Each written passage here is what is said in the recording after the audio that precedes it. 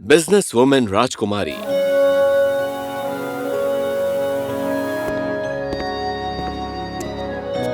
Christina, तुम घंटों से उस खिड़की के बाहर देख रही हो। क्या सोच रही हो बेटा? मुझे बेचैनी महसूस होती है पिताजी। मैं आपसे बहुत प्यार करती हूँ और अपने राज्य से भी, लेकिन मैं इन फैंसी कपड़ों को पहनकर एक पुतले की तरह खड़े रहना बर्दाश्त नहीं कर सकती। मुझे जिंदगी में कुछ करना है। क्या ऐसी कोई राह दिखाने वाली शक्ति नहीं है जो हमें अपनी असली मंजिल ढूंढने में मदद करे? ये तुम क्या कह रही हो? तुम्हारी किस्मत में राजकुमारी बनना लिखा है। यही तुम्हारा भविष्य है और भाग्य भी। ये मेरी किस्मत नहीं है पिताजी। मुझे सिर्फ एक नाम बन के जीना नहीं है। काश आप मेरी बात समझ पाते। बस बहुत हुआ। कल तुम्हें राजकुमारी का ताज पहनाया जाएगा। तुम्हारी जिंदगी बदल जाएगी। तब तुम समझ पाओगी। जाओ, आराम करो।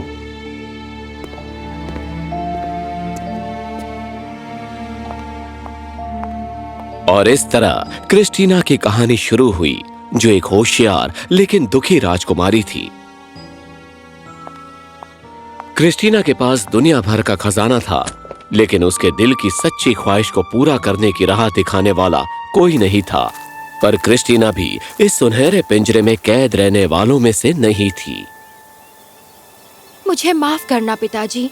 एक दिन आप जरूर समझेंगे। मुझे महल और इसकी उम्मीदों से दूर अपना रास्ता तलाशना होगा। मुझे खुद को साबित करना होगा कि मैं अपने दम पर अपनी किस्मत बिल्कुल बदल सकती हूँ पिताजी। क्रिस्टीना उलझन में थी कि कहां से शुरू करें। नया शहर उसके राज्य से बहुत अलग था। क्रिस्टीना को अपने राज्य के रास्तों के बारे में अच्छी तरह से पता था, पर यहाँ पर हे, जरा देख के मोहतरमा। अरे वाह, राजकुमारी गाउन का फैशन फिर से वापस आ गया। बहुत बढ़िया।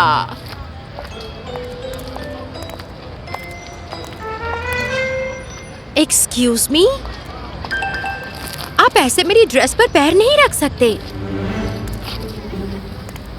तो फिर आप सड़क पर ऐसे कपड़े मत पहनिए।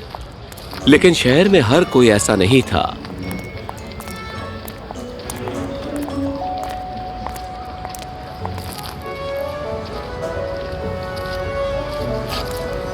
और क्रिस्टीना को जल्द ही वो मदद मिल गई जिसकी उसे जरूरत थी। बच्चे, क्या तुम खो गई हो? तुम यहाँ घूमते मायूस चेहरों में से एक तो नहीं दिखती। ओह मैडम, अगर आप मुझे कोई ऐसी जगह बता सके जहाँ मुझे नौकरी मिल सकती है तो बहुत मेहरबानी होगी। तुम्हें देखकर लगता नहीं कि तुम्हें नौकरी की जरूरत है। क्रिस्टीना ने उस औरत को अपने हालत के बारे में बताया, लेकिन चूंकि वो उस औरत को जानती नहीं थी, इसलिए क्रिस्टीना ने उसे राजकुमारी होने की बात नहीं बताई। अच्छा, खुद को साबित करने के लिए आई हो। मैं समझ रही हूँ। उस बूढ़ी औरत ने क्रिस्टीना को एक बिजनेस कार्ड दिया और उसे वहां फोन करने के लिए कहा। उसने कहा कि उनके पास काम है।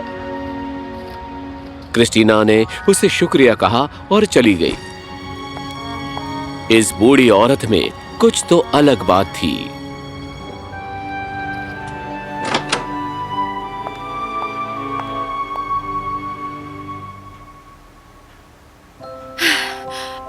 अब हुई असल शुरुआत।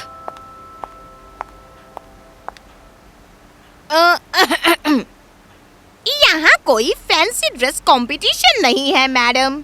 आपको किससे मिलना है? मैं मिस्टर मेट्रोपोल से मिलने आई हूँ। मैंने कॉल किया था, आप देख सकती हैं। मतलब कि आपने अपॉइंटमेंट ली थी? ओके, प्लीज आप जाइए। क्या? मैं बहुत बिजी हूँ और अगर आपने अपॉइंटमेंट भी ली है तो भी मैं आपको इस ड्रेस में मिस्टर मेट्रोपोल से मिलने नहीं दे सकती। इसलिए प्लीज जाइए और कपड़े बदल कर आइए। और ये क्रिस्टीना के लिए पहला सबक था जो उसने एक अजनबी से सीखा। आपको जगह देख के कपड़े पहनने होंगे। और क्रिस्टीना ने अपने आप को बदला। सुनो, मैंने तुम्हें वो मेल प्रिंसेस भेजा लग था, रही उसके है बारे में ना? कुछ पता चला? कौन हो प्लीज सकती रिप्लाई है? करो, क्लाइंट का मुझे तो फोन आ बिल्कुल रहा है। प्रिंसेस की ऐसे नहीं जैसी कर लग रही सकते। है। ये आसान नहीं था। क्रिस्टीना को नहीं पता था कि क्या करना चाहिए और चीजें मुश्किल होती जा रही थीं। ओह, क्रिस्टीना, तुमने सच में बॉस को मैसेज चिट्ठी में लिखकर भेजा है? ओह,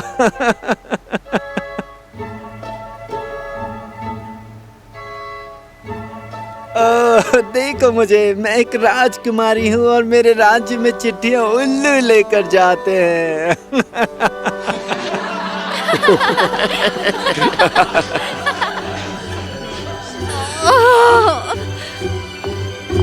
लेकिन क्रिस्टीना ने हार नहीं मानी। वो जानती थी कि उसने अपना महल क्यों छोड़ा था। फिर से बताना, इसे क्या कहते हैं? इसे एक्सेल शीट कहते हैं।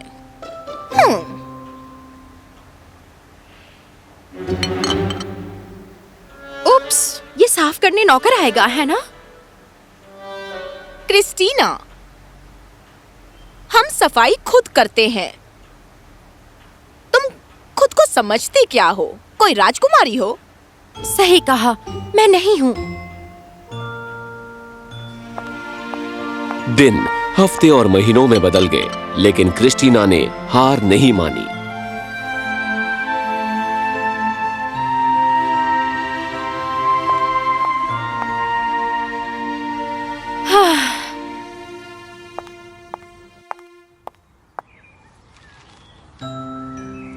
महल में चीजें सच में बहुत आसान हुआ करती थी। अगर पिताजी मेरे सपनों को समझ पाते तो उन्हें मुझ पर बहुत गर्व होता। मुझे उन्हें मैसेज करना चाहिए। मैं सचमुच एक शहरी लड़की बन गई हूँ। मुझे अपने उल्लू को बुलाना होगा।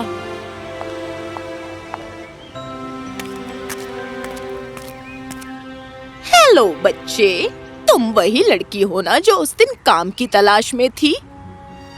ओह मैडम, मुझे आपको देखकर बहुत खुशी हुई। मुझे आपको ठीक से शुक्रिया कहने का मौका भी नहीं मिला। मुझे नौकरी मिल गई है और मैं काफी अच्छा कर रही हूँ। पर तुम परेशान लग रही हो। क्या बात है बच्चे? मेरा राज्य वो मुसीबत में है। आत्मविश्वास और हिम्मत से भरी क्रिस्टीना को लगा कि अब उस अच्छी औरत को सच्चाई बताने का समय आ गया है, जिसने उसकी सही राह खोजने में मदद की थी। मेरा राज्य एक अजीब श्राप के साए में है। अब सिर्फ एक ही तरह की फसल उगती है और इससे हमें बहुत मुश्किलें हो रही हैं। क्या करें ये समझ नहीं आ रहा। ठीक है, अगर मैं तुम्हारी जगह होती तो मैं कैसे और क्यों के बारे में चिंता नहीं करती और इस हालात को अपने फायदे के लिए इस्तेमाल करती। आपका क्या मतलब है? तुमने बिजनेस वर्ल्ड में काम किया है, उस अनुभव का इस्तेमाल करो। अगर तुम्हारे राज्य में ऐसी फसल उगती है जो कहीं और नहीं उगती, तो सोचो क्या हो सकता है। तुम बाजार में उस फसल की एकमात्र व्यापारी होगी और तुम्हारे राज्य को मुनाफा होगा।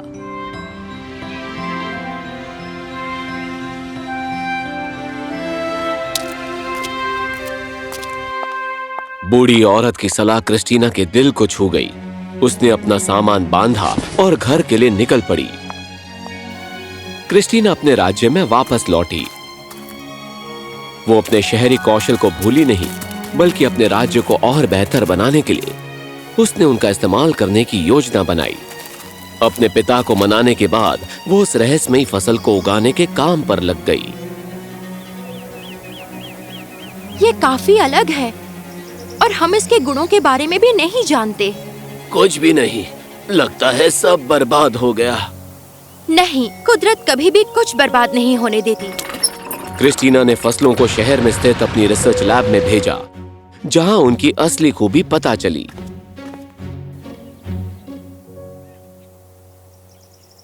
ये फसल मुहासे साफ करती है और त्वचा को मुलायम बनाती है। हम इससे स्किन केयर प्रोडक्ट्स की एक कंपनी खोल सकते हैं।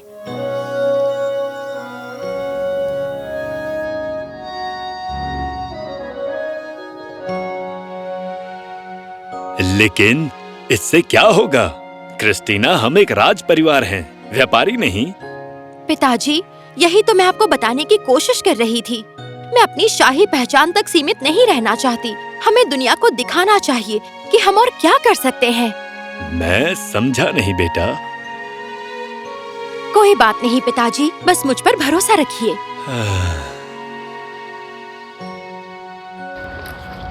ये रणनीति बहुत सफल साबित हुई। क्रिस्टीना के स्किन के प्रोडक्ट्स ने उन्हें इस्तेमाल करने वाले सभी को अपना दीवाना बना दिया और बाजार में आते ही सनसनी बन गए। न केवल उन्होंने लोगों का ध्यान अपनी ओर खींचा, बल्कि दूर दराज के देशों की कंपनियों ने भी इस दुर्लभ फसल के लिए ऑर्डर देना शुरू कर दिया। जो कभी शाप था वो अब वरदान बन गया था और एम्बरफॉल राज्य इस अनोखे फसल का मुख्य निर्यातकर्ता बन चुका था। और इस प्रकार पुराने दिनों की तरह एम्बरफॉल राज्य चमक उठता है। उसका खोया हुआ आकर्षण वापस आ जाता है और इन सभी के बीच राजा को उसका सच्चा खजाना, उसकी प्यारी बेटी मिल जाती है। तुमने मुझे बताया कि असली रॉयल्टी क्या होती है बेटा। मेरी सोच बहुत छोटी थी। मैं ये समझ नहीं पाया कि मेरी समझदार बेटी को कोई नहीं रोक सकता। ईमानदारी से कहूँ तो पिताजी, मैं कभी भी अकेली नहीं थी। वहाँ एक बूढ़ी औरत थी, उसने मुझे सही राह दिखाई।